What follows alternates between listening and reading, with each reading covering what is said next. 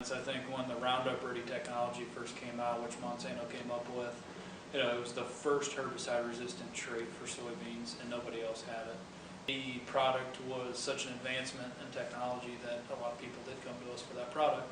Now, over the last 15 years, we've licensed that product, and that we actually go to our competitors and we say, here we got a new technology, it seems to be working very well, and then we strike up a licensing agreement where they would actually pay us money to use it, and we license a lot of products from other big ag companies as well.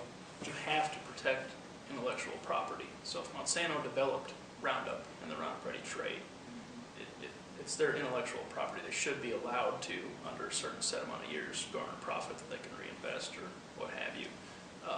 And they did that with the Roundup side. And they actually, I think there were several times, I remember, I don't know if it was DuPont that came out with it, but somebody came out with GAT was a trait of some sort. And there's at least 2 or 3 that I can think of that were traits that basically came out in order to try and have a generic Roundup Ready trait while it was still under patent, and they all infringed on the intellectual property rights as far as I know. I think they got sued pretty heavily. The biggest thing now is getting approval is so difficult. I mean, very, very difficult.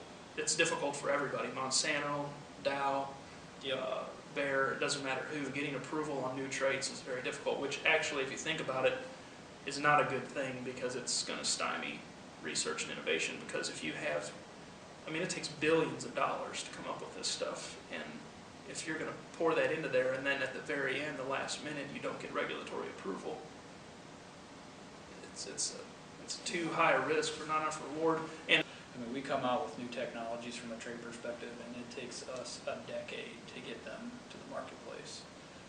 They are rigorously tested by many different facets of our government and global governments and agencies. Monsanto's selling that one bag for $300, and I have to have it if I want to be able to produce it. I can't save it back because the contracts we talked about earlier prevent me from saving my own seed.